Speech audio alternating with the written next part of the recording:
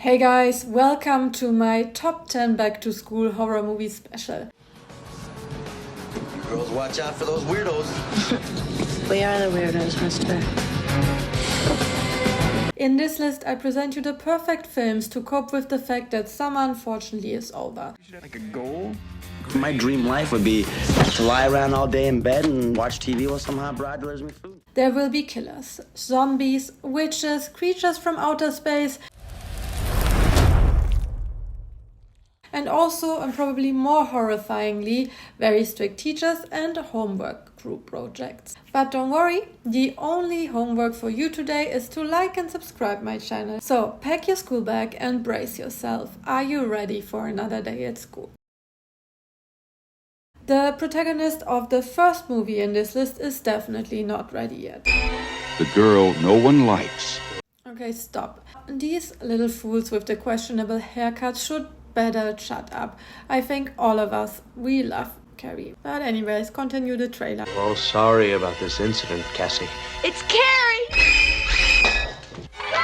And everyone makes fun of her.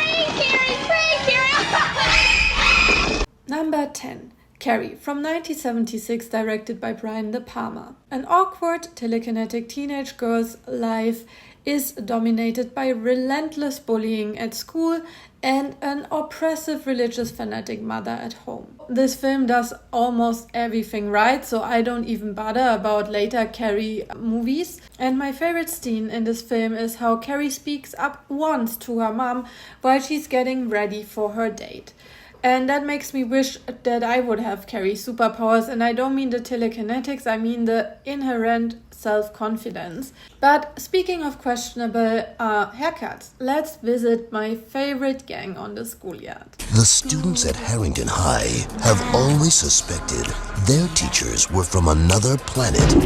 Is this gonna be on the test? This is the test. This time, they're right. Now, these 6 students won't just question authority. Number 9. The Faculty, from 1998, directed by Robert Rodriguez. When some very creepy things start happening around school, the kids at Harrington High making the chilling discovery that their worst suspicion comes true. Their teachers are really from another planet. Okay, I promised you some creatures from outer space and I didn't necessarily mean unpleasant teachers, but here we go. This school movie mixes alien attacks, a teenage rom-com and a whodunit, and the cast is equally confusing, ranging from Elijah Wood and Piper Laurie to Usher and Salma Hayek. In the lead role, Josh Hartnett proves once again his decade-long track record saving movies with an illogical plot. And yes, I'm talking about your latest nonsense script, M. Night.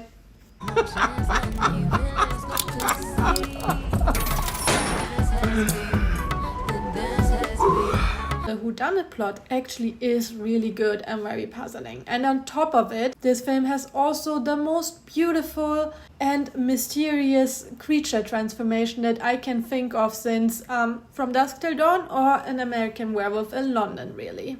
I promised aliens, check. I promised zombies, so... I don't want to hurt you. Don't!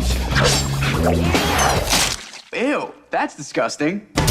His friends won't die. Dead. Undead, actually. And there was this big bright white light at the end of a long tunnel. So what happened? We were like, forget that, man. It's too far. Idle Hands, from 1999, directed by Rodman Flender. Anton is a cheerful but exceedingly non-ambitious 17-year-old stoner who lives to stay buzzed, watch TV and moon over Molly, the beautiful girl that lives next door. However, it turns out that the old cliché about idle hands being the devil's playground has some truth in it. It gets very raunchy, has quite impressive effects, is basically an Offspring concert, and Jessica Alba shows that she truly can act. The police have no leads and the killer is still out there. Just as a little reminder if you watched some of her more recent projects. Okay, so it's really the full package. What else do we want? Maybe more zombies? Welcome to the squad, bitch. Our fault chicks can't drive for shit. What did you do? big, bad wolf himself. I'm gonna ruin your perfect little senior year. There's only one outcome when people play games with me, Maddie. They lose.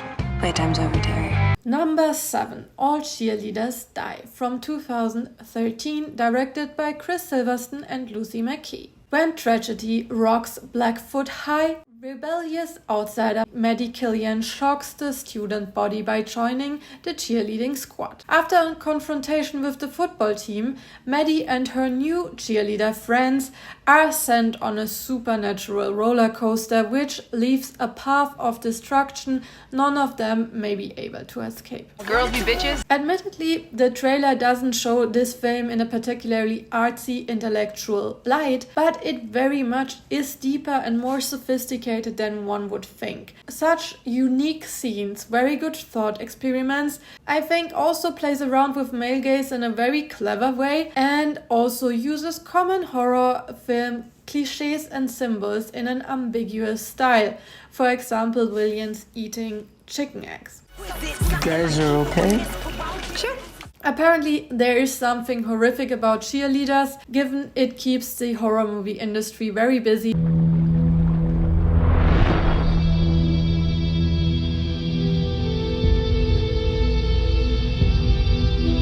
You and me are going out tonight. Wear something cute, okay? You always do what Jennifer tells you to do. It's just that I like the same things that she likes. Hey, Jennifer. You look really pretty. Why don't you just come by my place? Well, this is random. This isn't really your house, is it? We can play mommy and daddy. Killing people. No, I'm killing boys. Number 6. Jennifer's Body from 2009. Jennifer, a gorgeous, seductive cheerleader, takes evil to a whole new level after she's possessed by a sinister demon. Now it's up to her best friend to stop Jennifer before it's too late. I will also never understand how this masterpiece flopped when it was initially released, given it has such a great take on an ambivalent quote-unquote female villain and these teenage dynamics. I highly recommend it, especially as a rewatch for Halloween. Okay, I mentioned Halloween, so it feels like Hot Summer is already over and so long time ago I barely even can't remember. Maybe it helps if someone reminds us about last summer. Somebody sent this to me. Oh my god. Someone knows. I know what you did last summer. Ooh. He's after me too. I got a letter. I got run over. Helen gets her hair chopped off. Julie gets a body in a truck and you get a letter? That's balanced. She's waiting for us to unravel. The wait is over. What are you waiting for, huh? Number 5. I Know What You Did Last Summer from 1979. After an accident on a winding road, 4 teens make the fatal mistake of dumping their victim's body into the sea. Exactly 1 year later, the deadly secret resurfaces as they are stalked by a hook-handed figure. This plot summary is really weird, but the film really isn't. It's actually a very straightforward story about big dreams you have when you are a teenager that may or may not come true. This combined with the immense feeling of guilt, stalking and family conflicts, and also all wear these super cute outfits, really turns this into the teenage classic that it is. Now let's move a bit forward in movie history and try to find something more recent. Meadows, it's fortunate that a space has opened up for you here at Edelweiss. Our climate can be quite competitive. This is our table. Scram. No, I'm good here. I have tragic news. One of your classmates passed away tonight. I really think we need to tell someone what's going on.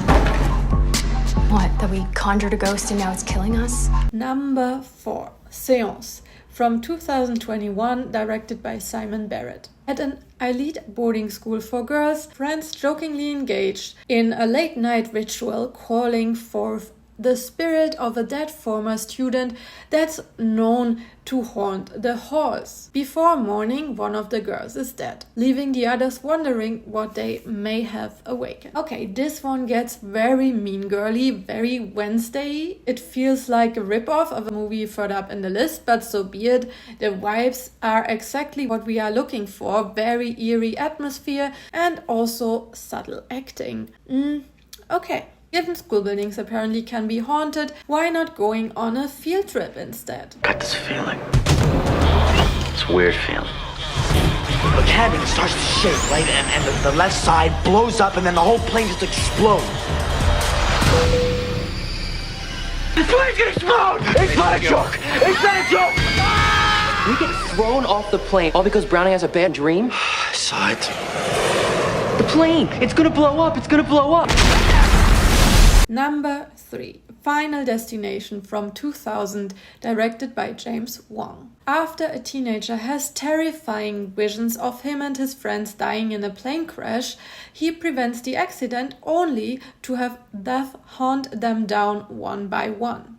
How can you promise me that no one else is going to die? When I first watched this movie a couple of years ago, I was thinking like, why is this so famous? This is not really good. Only until I realized that I watched not Final Destination, but The Final Destination from 2009, directed by David R. Ellis. And once I corrected my mistake and watched the original one from 2000, everything made a whole lot more sense. And this movie is really, really good. A very scary urban legend about fate versus existentialism that makes you freak out a little bit every time you have a bad gut feeling. And it's actually a very powerful and consistent story. So off to the next stop on this list, and we are being so close to the top one. Who's up? I'll do it. Cannot go for more than 90 seconds. Am I clear? What happens after 90 seconds? Don't want to stay. Number 2, Talk to Me, from 2022, directed by Danny and Michael Filippo. When a group of friends discover how to conjure spirits with an unbound hand, they become hooked on the new thrill until one of them goes too far and unleashes terrifying supernatural forces. Okay, you most likely have seen this film because it was so popular when it was released 2 years ago, and rightly so. To me, it is a metaphor about peer pressure and drug consumption on parties that awfully goes wrong, as if Speaking to the Beyond gets these teens high. Strictly told from the perspective of Mia, so we never really get to know if we can believe her about the supernatural elements really happened or not, and if she just makes this up as an excuse or cry for help. I'm not going to lie, I was about to put Talk to Me on top of this list, and Scream was planned to appear somewhere in the middle, but I decided to kick out Scream entirely just because I felt very uncomfortable to speak about intimacy used as a weapon, which I guess I'm talking about it now, but I didn't want to go into further detail on Scream, so I was short of one film. What's that noise? Popcorn. You making popcorn? Well, I'm getting ready to watch a video. Really? What? Oh, just some scary movie. You like scary movies? I watched randomly some more Letterboxd recommendations, and then, boom. By far the best school horror out there. See for yourself. The girls who didn't belong. Whatever you do, stay away from them. Why? They're witches. But after years of being on the outside, Why'd you lie about me? I don't want to go out with you again. Please, stop begging. It's pathetic. 4 girls are about to discover the dark side. You ever heard of invoking the spirit? Black magic. Number 1, The Craft, from 96, directed by Andrew Fleming. A Catholic school newcomer joins a clique of teenage witches who yield their powers against everyone who dare to cross them. So not only has this film perfect Pinterest healing crystal, tarot, witchy vibes that want to make you light a scented candle immediately. It also has something very immersive about it, and the story is well-rounded, very fast-paced, which I like. Definitely recommend it to all of you in case you haven't seen it yet. There you have it. This was the list. Don't overdo it on the curses on your classmates, and do not forget to like and subscribe. If you are also interested in literature, please follow me on my Instagram channel, Atlanta Loves Books. See you soon. Bye.